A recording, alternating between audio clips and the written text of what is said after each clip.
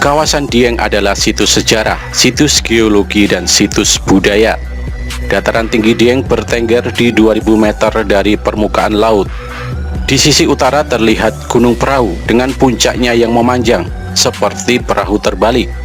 Di sisi barat utara ada Gunung Jimat, dan Gunung Bismo bersedekap di ujung tenggara. Secara administratif, kawasan Dieng Barat masuk ke Kabupaten Banjarnegara, sementara sisi timur termasuk Kabupaten Wonosobo. Luas dataran Dieng adalah 10 kali 15 km persegi, berbatasan dengan Kabupaten Pekalongan di sisi utara dan Kabupaten Temanggung di timur laut. Dataran tinggi ini subur karena tanahnya kaya akan debu vulkanis sebagai warisan dari sejarah geologisnya. Dataran tersebut juga telah dihuni sejak 100 tahun lalu. Dikutip dari indonesia.go.id, di masa lalu Dieng merupakan kompleks gunung berapi. Pada periode pertama muncul Gunung Perahu, Gunung Jimat, Bukit Rogo Jembangan, dan Telerep yang kini menjadi dinding alam yang membentengi Lembah Dieng. Lembah Dieng sendiri adalah kaldera raksasa yang terbentuk ratusan ribu tahun silam, tapi potensi vulkaniknya tidak pernah berhenti. Dari kaldera itu tumbuh Gunung Bismo Sidede, Seroja, Nagasari, Pangonan, dan Pager Kandang. Aktivitas vulkanik meninggalkan jejak geologis yang jelas. Saat ini setidaknya ada 100 kawah di kawasan dataran tinggi Dieng. Sebagian di antaranya menjadi danau yang elok seperti Telaga Menjer, Telaga Merdada, Telaga Pengilon yang berdampingan dengan Telaga Warna, atau Sumur Kalatunda, danau eksotik seluas 1 hektar dengan tebing curam setinggi 70-80 meter. Sementara itu ada kawah lain yang masih aktif berupa Telaga Keruh yang terus mengeluarkan gelembung berasap dan berbau belerang. Kawah yang aktif seperti Kawah Timbang, Kawah Sileri, Kawah Candra di Muka, Pakuwojo, Sikidang, Sinila, atau Kawah Batur. Seperti di kawah pegunungan vulkanis yang lain, kawah-kawah Dieng ini ada kalanya menjadi berbahaya bila ada peningkatan kegiatan vulkanis. Namun di dataran tinggi Dieng, kawah-kawah ini menjadi destinasi wisata bersama telaga-telaga yang ada. Walaupun demikian, ternyata ada 2 kawah yang memiliki catatan kelam, yakni Kawah Sileri dan Kawah Sinila. Kawah Sileri pernah erupsi pada tahun 1944 yang mengakibatkan 59 orang tewas dan 55 orang lainnya hilang. Kala itu Kawah Sileri mengeluarkan suara dentuman keras disertai semburan lumpur yang menewaskan puluhan orang. Sedangkan Kawah Sinila pernah mengeluarkan gas beracun pada tahun 1979 yang mengakibatkan 143 warga sekitar meninggal dunia. Walaupun demikian, penduduk yang tinggal di kawasan tersebut sudah terlatih membaca tanda-tanda alam dan mengevakuasi diri saat bahaya datang.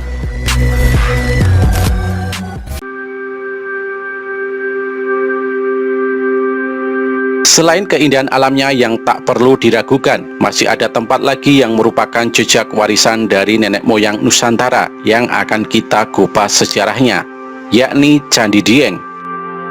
Candi Dieng merupakan sebuah kompleks candi yang berada di dataran tinggi Dieng, yang berada pada ketinggian 2000 meter di atas permukaan laut. Kompleks candi ini juga merupakan salah satu candi tertua di Jawa, yang dibangun sekitar abad ke-7 hingga abad ke-9 Masehi. Area kompleks candi ini juga memiliki wilayah yang cukup luas, memiliki panjang hampir 1900 meter dan lebar sekitar 800 meter. Candi Dieng merupakan candi peninggalan agama Hindu yang beraliran Siwa. Diperkirakan dibangun pada masa pemerintahan Kerajaan Kalingga pada masa dinasti Wangsa Sanjaya. Candi Dieng terdiri dari 8 candi yang berukuran kecil. Hingga saat ini nama candi dan sejarah berdirinya candi-candi di Dieng masih menjadi misteri, karena minimnya sumber dan masih sedikitnya penemuan prasasti-prasasti yang mengungkap sejarah di balik berdirinya candi tersebut. Namun masyarakat lokal menamainya dengan tokoh-tokoh pewayangan yang terkenal, seperti Arjuna, Gatotkaca, Dwarawati, dan Bima. Sejarah Candi Dieng diawali dengan penemuan sebuah prasasti yang berangka tahun 808 Prasasti tersebut merupakan prasasti tertua dengan tulisan Jawa kuno. Jadi para ilmuwan menyimpulkan Candi Dieng dibangun pada pemerintahan Raja-Raja Wangsa Sanjaya. Di kawasan Candi Dieng juga ditemukan arca Dewa Siwa yang saat ini disimpan di Museum Nasional Jakarta. Candi ini diperkirakan dibangun dalam 2 tahap, di mana tahap pertama pembangunan dilakukan pada sekitar pertengahan abad ke-7 hingga awal abad ke-8, di mana pembangunannya meliputi Candi Arjuna, Candi Sri Kandi, Candi Semar, dan Candi Gatotkaca. Kemudian pembangunan candi dilanjutkan pada akhir abad ke-8, yaitu sekitar tahun 780 Masehi. Diperkirakan juga semula Candi Dieng berjumlah 400 buah, namun sekarang hanya tersisa 8 candi yang bisa kita lihat. Candi Dieng juga dihuni pada kisaran awal abad ke-7 hingga awal abad ke-9. Pada tahun 1814, untuk pertama kalinya Candi Dieng ditemukan kembali dalam keadaan terendam dalam air telaga oleh tentara Inggris yang kebetulan sedang berkunjung di daerah tersebut.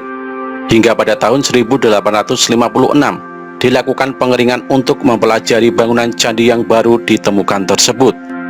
Pengeringan tersebut dipimpin oleh Van Kinsbergen. Kemudian setelah upaya pengeringan selesai, dilanjutkan dengan pembersihan bagian-bagian candi oleh pemerintah Hindia Belanda pada tahun 1864.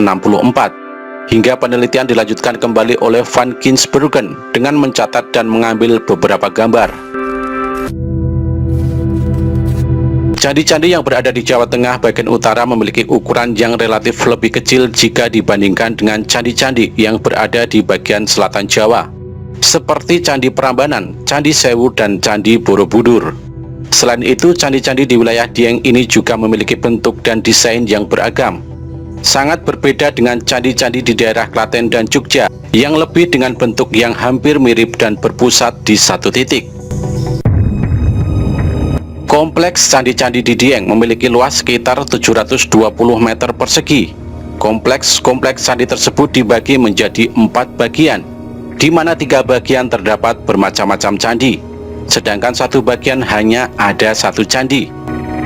Penamaan Candi Dieng didasarkan pada cerita wayang dari kitab Mahabharata, di mana 4 bagian itu adalah Arjuna yang terdiri dari 5 candi, Gatotkaca memiliki 5 candi, Dwarawati terdapat 4 candi, dan Bima yang hanya terdiri dari 1 candi. Dan berikut penjelasan dari masing-masing bagian candi. Kompleks Candi Arjuna memiliki 5 candi yang saling berdekatan yang berada di tengah kompleks Candi Dieng, di mana keempat candi tersebut berjajar dari utara ke selatan. Di sebelah paling selatan terdapat Candi Puntadewa, Candi Sembadra, dan Candi Sri Kandi, serta Candi Arjuna. Sedangkan 1 candi lagi berada di depan Candi Arjuna yang bernama Candi Semar. Candi Puntadewa, Candi Sembadra, Arjuna, dan Sri Kandi menghadap ke barat, sedangkan Candi Semar menghadap ke Candi Arjuna yang tepat berada di depannya. Kompleks Candi Arjuna memiliki bangunan candi yang lebih utuh dan dalam kondisi yang paling baik jika dibandingkan candi-candi Dieng di kompleks lain. Bangunan Candi Arjuna menyerupai bangunan candi yang berada di kompleks Candi Gedong Songo Semarang. Memiliki bentuk utama persegi dengan ukuran sekitar 4 meter persegi. Candi ini memiliki alas yang juga cukup tinggi, di mana terdapat tangga menuju pintu masuk candi tersebut. Pintu Candi Arjuna juga dilengkapi dengan sebuah gerbang yang sedikit menjorok keluar dari bagian tubuh candi.